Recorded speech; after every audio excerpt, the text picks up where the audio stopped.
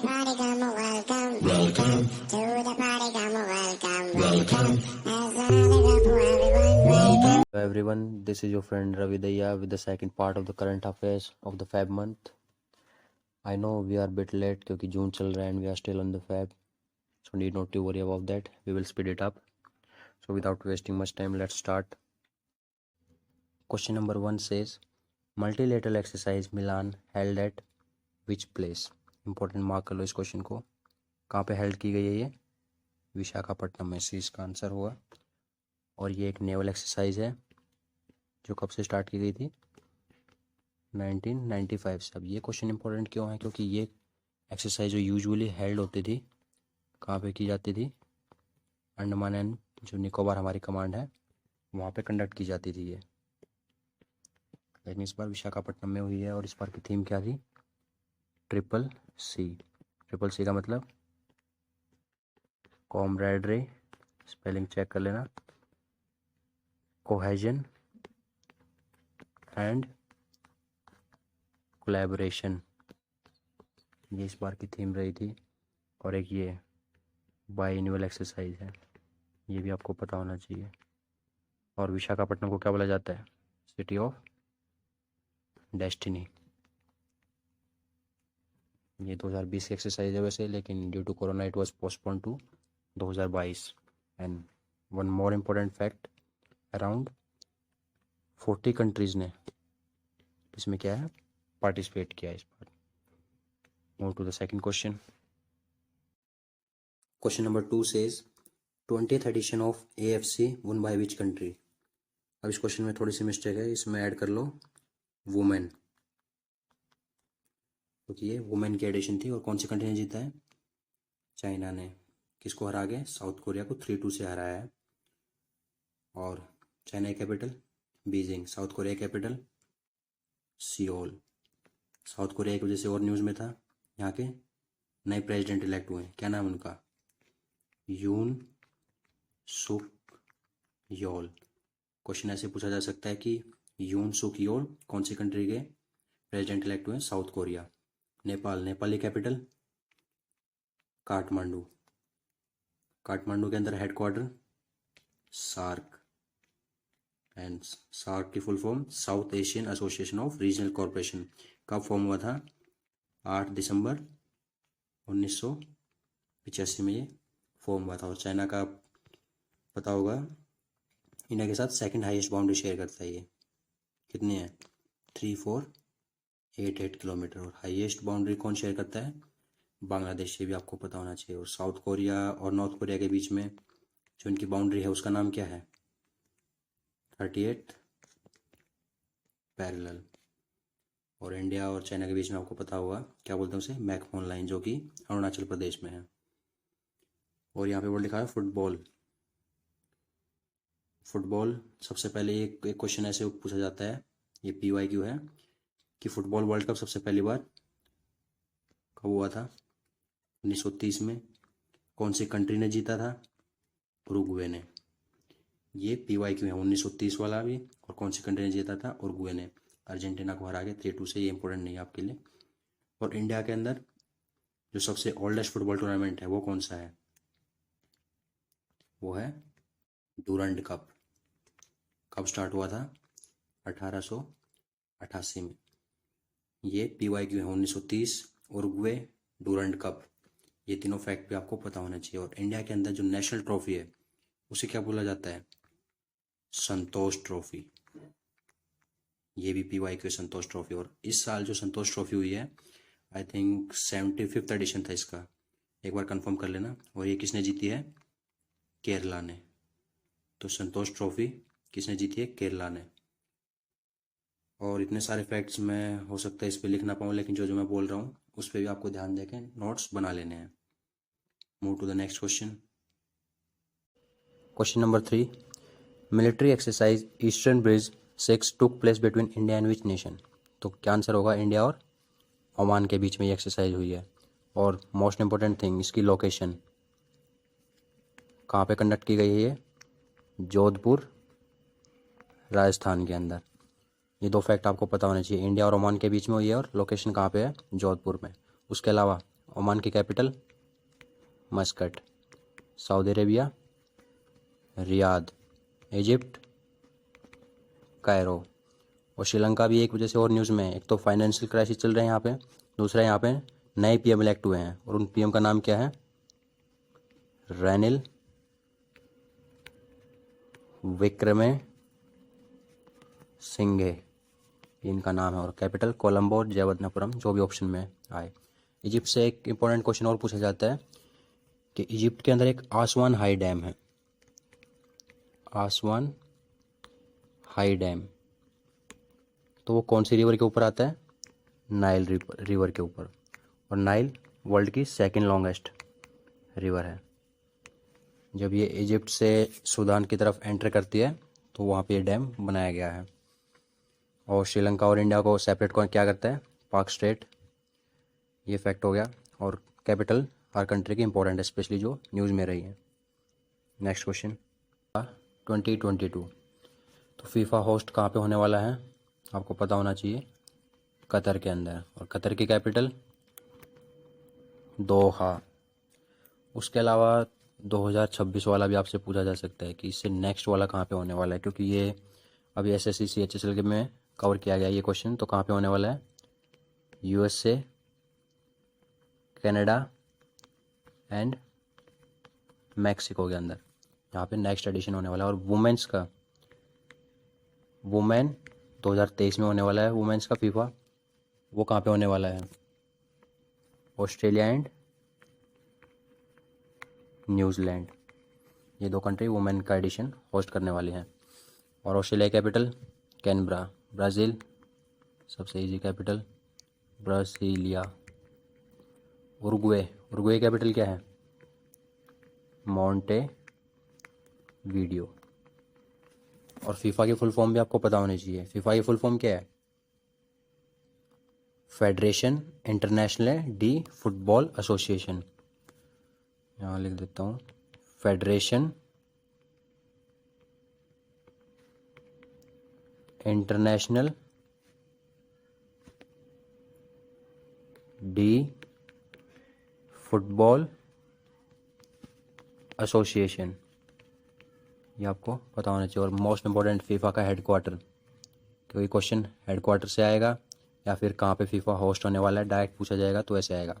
Headquarter कहाँ पे है? जोरिच स्विट्ज़रलैंड के अंदर। और सबसे पहला फीफा वर्ल्ड कप कहाँ पे होस्ट हुआ था? 1930। कहाँ पे? उरुग्वे के अंदर।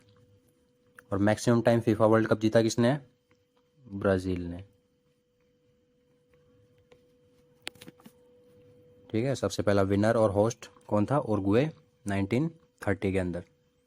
Next question, military exercise cobra warrior which got cancelled recently take place between which two nations. वैसे क्वेश्चन में थोड़ी गड़बड़ी है, टू नेशंस नहीं होना चाहिए। वैसे एक ये मल्टी नेशन एक्सरसाइज कंडक्ट होनी थी, कहाँ पे? UK के अंदर। तो इंडिया भी इसमें पार्टिसिपेट करने वाला था तेजस के साथ। तो इंडिया एंड UK इसमें यहाँ पे ऑप्शन होगा। वैसे मल्टी नेशन एक्सरसाइज थी ये, लेकिन इंडिया पार्टिसिपेट करने वाला था तो ये कैंसिल हो गई है। कोबरा वॉरियर इस एक्सरसाइज का नाम है। Next question, Jason Holder is related to which sport. अब ये क्वेश्चन क्यों आया है? क्योंकि ये अभी न्यूज़ में थे। इन्होंने क्या किया है? इंग्लैंड के खिलाफ 4 बॉल में 4 विकेट लिए हैं और फर्स्ट वेस्ट इंडियन बन गए हैं। फर्स्ट वेस्ट इंडीज़ के खिलाड़ी बन गए जिन्होंने T20 के अंदर हैट्रिक ली है। इस वजह से ये न्यूज़ में थे। अब पता चली गया होगा कौन से स्पोर्ट से रिलेटेड है? क्रिकेट से। अब स्पोर्ट्स से और क्वेश्चन कैसे आते हैं कि कौन सा कप किससे रिलेटेड है। जैसे फुटबॉल के फेमस कप आपको पता होंगे, डूरंड कप का आपको पता होगा। उसके अलावा कौन सा है? रोवर कप, विट्ठल ट्रॉफी, और कौन सा है इसका? एक सीजर कप। सीजर कप ये इंपॉर्टेंट कप हैं जो FCAT में ये पूछे गए हैं। रोवर, विट्ठल, सीजर, ये सारे पूछे गए हैं कि किस स्पोर्ट से रिलेटेड है। और हॉकी से पता होगा एक आगा खां cup.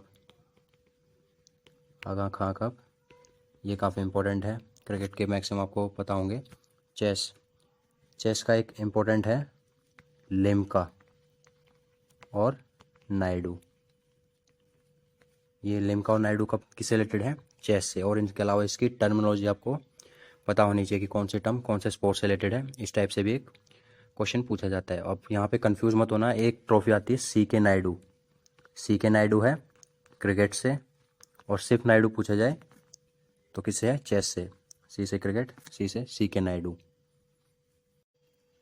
Question number 7, who has become the first player in the history of cricket to score triple century in his first class debut. Important mark कर लो इस क्वेश्चन को। वैसे मैंने आपको पहले ही बताया जो भी इवेंट फर्स्ट होता है वो तो इंपॉर्टेंट हो ही जाता है, लेकिन ये first player in the history of cricket, इन्होंने ट्रिपल सेंचुरी लगा दी अपने फर्स्ट क्लास डेब्यू में। तो कौन है ये? शकीब उल घानी। ये बिहार से रणजी खेलते हैं, ठीक है। और किसके खिलाफ लगाई इन्होंने? मिजोरम के खिलाफ। ये आपको पता होना चाहिए। शकीब उल घानी, काफ़ी इंपॉर्टेंट क्वेश्चन है, इसको याद रखना। और आई थिंक इन्होंने 341 41 स्कोर किया है इन्होंने, 341। और यश ढुल आपको पता होंगे, हमारे अंडर 19 के अभी कैप्टन थे ये। और यश ढुल क्या है? थर्ड ऐसे कैप्टन बन गए हैं जिन्होंने अंडर 19 के फाइनल में सेंचुरी बनाई है। और फर्स्ट कौन था? आपको पता होगा, फेमस विराट कोहली। सेकंड थे उन्मुक्त चंद या चांद, जो भी आप बोलो। और तीसरे कौन बने थे? यश ढुल।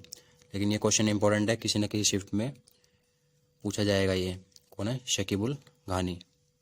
नेक्स्ट क्वेश्चन, सेहत initiative is started by which ministry. अब ऐसे क्वेश्चन में क्या होता है, अगर हमने डायरेक्ट कहीं पे पढ़ा नहीं होता तो हम जाते हैं लॉजिक लगाने। उस लॉजिक लगाने में हम क्या करते हैं, इसका मिनिस्ट्री ऑफ हेल्थ करके आ जाएंगे। लेकिन अगर आपने पढ़ा है तो इसका डायरेक्ट आंसर क्या होगा? मिनिस्ट्री ऑफ डिफेंस ने। वैसे ये इनिशिएटिव काफ़ी पुराना है, ये आई थिंक मई 2021 के अराउंड का है। लेकिन अभी क्या हुआ है, फिर से न्यूज़ में आया, क्यों? क्योंकि इन्होंने होम डिलीवरी स्टार्ट कर दी है, इस वजह से फिर से न्यूज़ में था। और ये इनिशिएटिव है क्या?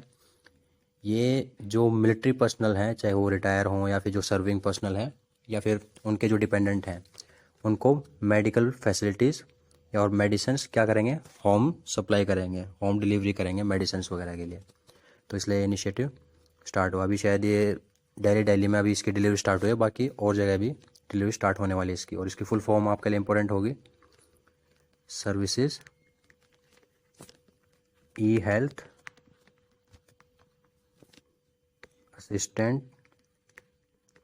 Assistance and teleconsultation. तो ये इसकी फुल फॉर्म है। तो मिनिस्ट्री ऑफ डिफेंस ने ये इनिशिएटिव स्टार्ट किया था। Next question, exercise Dharma guardian 2022 took place between which two nation. अब ये भी काफ़ी इंपॉर्टेंट एक्सरसाइज है। जितने भी एक्सरसाइज हैं, जब तक आपका एग्ज़ाम नहीं होता उससे एटलीस्ट 20-25 दिन पहले तक के करंट अफेयर्स से एक्सरसाइज सारी आपको पता होनी चाहिए। एक न एक एक्सरसाइज या फिर उसकी लोकेशन पूछी जाएगी। तो ये धर्मा गार्डियन किस किस के बीच में हुई है? इंडिया और जापान के बीच में ये एक एनुअल मिलिट्री एक्सरसाइज है। और लोकेशन कहाँ है इसकी? सबसे इम्पोर्टेंट लोकेशन बेलगांव। बेलगांव कहाँ पड़ता है? ये कर्नाटका के अंदर। और ये USA और बांग्लादेश की भी एक एक्सरसाइज थी जो काफ़ी दिन न्यूज़ में रही थी। क्या नाम था उस एक्सरसाइज का? Cope South 2022 exercise. तो ये ध्यान रखना है, कॉप साउथ जो एक्सरसाइज थी वो USA और बांग्लादेश की थी, और धर्मा गार्डियन इंडिया एंड जापान की है। Next question, which is not the Scorpius submarine under project 75। तो ये 4 ऑप्शन देख के आपको पूछ लेगा कि प्रोजेक्ट 75 के अंदर कौन सी सबमरीन नहीं आती है, क्योंकि प्रोजेक्ट 75 न्यूज़ में चलता रहता है। तो कौन कौन सी वो सबमरीन है? खरंज इसके अंदर आती है, वेला इसके अंदर आती है, और वागीर, ये सब इसके अंदर आते हैं। लेकिन जो हंसा है ये प्रोजेक्ट 75 के अंदर नहीं आती है। और कौन कौन सी जो प्रोजेक्ट 75 के अंदर आती है को पता होना चाहिए उन सब के नाम। कालबेरी, एक होता है खांडेरी, और बाकी क्या है? खरंज वेला और वागीर। तो ये प्रोजेक्ट 75, क्योंकि इसके प्रोजेक्ट 75 क्या है, ये एक मेक इन इंडिया के तहत एक प्रोजेक्ट स्टार्ट किया गया जिसके अंदर इंडिया खुद इन सबमरीन को मैन्युफैक्चर करेगा। तो ये बोला गया है कि 30 साल के अंदर 30 ईयर का प्रोजेक्ट है ये, कि 6 सबमरीन बनाएगा खुद इंडिया। तो इसमें ये खांडेरी हो गया, कालवेरी हो गया, वेला, ये तो कमीशन हो चुके हैं। अभी जो 5th जो होने वाली है कमीशन, इसका ट्रायल चल रहा था अभी, ये है वागीर, इसके अभी ट्रायल चल रहे थे। अब यहीं से एक और क्वेश्चन जिसमें कंफ्यूज हो सकते हैं तुम, अभी रिसेंटली वो भी न्यूज़ में था कि कौन सी नेवल शिप को डीकमीशन किया गया है और उसको म्यूजियम में कन्वर्ट किया है। तो ये भी इंपॉर्टेंट क्वेश्चन है, इसको भी मार्क करके सेपरेटली लिख लेना आप। INS खुखरी, INS जो खुखरी है इसको डीकमीशन करके म्यूजियम बना दिया गया है, म्यूजियम में कन्वर्ट कर दिया गया है, ठीक है। और म्यूजियम भी कहाँ पे, दीव में, दमन एंड दीव के अंदर। तो ये 2 क्वेश्चन इंपॉर्टेंट है, मार्क कर लो इन्हें। Next question, which was the theme, sorry यहाँ पे विच नहीं होगा, व्हाट वॉज द थीम नहीं सही है, which was the theme state for 35th edition of Surajkund या इंटरनेशनल क्राफ्ट मेला। अब इसे सूरजकुंड मेला ही बोलते हैं या फिर लिखा मिलेगा आपको इंटरनेशनल क्राफ्ट मेला। अब इसका ये 35th एडिशन था। अभी जो ESI का 5 तारीख को मेंस एग्जाम हुआ है उसमें इसकी एडिशन पूछी गई थी कि कौन सी एडिशन थी ये, ठीक है। तो ये आपको इंपॉर्टेंट है, एडिशन भी 35th एडिशन थी। और कौन सी थीम स्टेट रही है, इसका आंसर होगा जम्मू कश्मीर। अब तुम सोचोगे सर ये तो UT है, हाँ ये UT है, लेकिन जो बोला जाता है ना हर साल इस मेले की जो थीम स्टेट ही होती है, वहाँ पे थीम UT नहीं बोला जाता। तो ऑप्शन देख के आप इसको एलिमिनेट मत कर देना जम्मू कश्मीर को। तो इसका आंसर होगा जम्मू कश्मीर। और एक पार्टनर कंट्री भी होती है इसमें, पार्टनर कंट्री कौन सी थी इस बार, उज्बेकिस्तान। तो ये भी आपको पता होना चाहिए कौन सी एडिशन थी, ठीक है। और ये कहाँ पे कंडक्ट किया जाता है, हरियाणा के अंदर। हरियाणा में भी कहाँ पे, फरीदाबाद।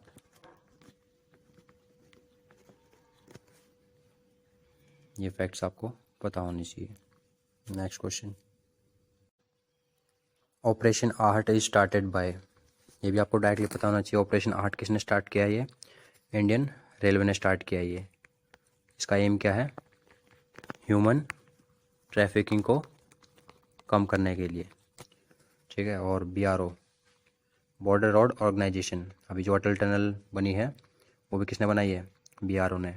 और जो भी इंडिया की बाउंड्री के अराउंड जो कंस्ट्रक्शन वर्क होता है वो कौन देखता है, BRO। कब बनी थी BRO, 1960 में, डेट और मंथ मुझे याद नहीं है, 1960 में बनी थी। हेडक्वार्टर कहाँ पे इसका, न्यू दिल्ली के अंदर। Next question, which company has become first plastic waste neutral. तो कौन सी कंपनी बनी है, ये भी आपको डायरेक्टली पता होना चाहिए क्योंकि फर्स्ट कंपनी बनी है ऐसी, कौन सी है, डाबर।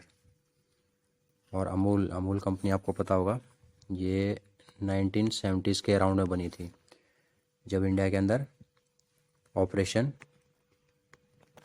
फ्लड चलाया गया था, या फिर उसे क्या बोला जाता है, वाइट रेवोल्यूशन। और क्वेश्चन ये आता है कि वाइट रेवोल्यूशन के फादर कौन है, डॉक्टर वर्गीस कुरियन। और इनको पद्म विभूषण भी मिला है, तो ये आपको पता होना चाहिए। Next question, question number 14, first geo park by geological survey of India is established in which state. अब बच्चे बड़े एडवांस हो गए हैं, वो देखेंगे सब में PP है, तो चलो D ऑप्शन टिक कर देते हैं, शायद D आंसर होगा, लेकिन नहीं। ये कहाँ पे किया गया है, ये जियो पार्क MP में। अब ये फर्स्ट जियो पार्क है जो जियोलॉजिकल सर्वे ऑफ इंडिया ने इस्टेब्लिश किया है। वैसे ये न्यूज़ जनवरी एंड की है, 29 या 30 जनवरी के अराउंड की, तो आप इस क्वेश्चन को स्किप भी कर सकते हो। Next question, which Indian naval ship is decommissioned and converted into museum. ये भी मैंने शायद कवर कर दिया है, क्या आंसर होगा इसका, खुखरी। ये मैंने शायद फैक्ट बताते टाइम आपको बता दिया था, तो ये काफ़ी इंपॉर्टेंट क्वेश्चन है, इसको मार्क कर लो। और ये म्यूजियम कहाँ पे बनाया गया है, दीव में, ये भी आपको पता होना चाहिए। Next question, what are conkers. अब ये भी न्यूज़ में थे, तो इसलिए मैंने इस क्वेश्चन को भी इंक्लूड कर दिया। तो ये भी आपको डायरेक्टली पता होना चाहिए। कॉन्कस क्या है? ये एंटी टैंक मिसाइल्स हैं ये, ठीक है। और इनकी रेंज इनकी तो नहीं पूछी जाएगी, लेकिन फिर भी 75 से 4000 मीटर तक इनकी रेंज है। 17 question, Tata Sky has change its name to. Tata Sky ने अभी रिसेंटली अपना नाम चेंज किया है, तो क्या चेंज किया है? टाटा प्ले। ये भी आपको पता होना चाहिए। Khijadiya wild life sanctuary is located in which state? Important mark कर लो इस क्वेश्चन को भी, क्योंकि अभी ये रामसर साइट डिक्लेयर हुई है खिजड़िया, और ये कहाँ पे है? अरे 4 ऑप्शन में तो इसमें ऑप्शन ही लिख रखा।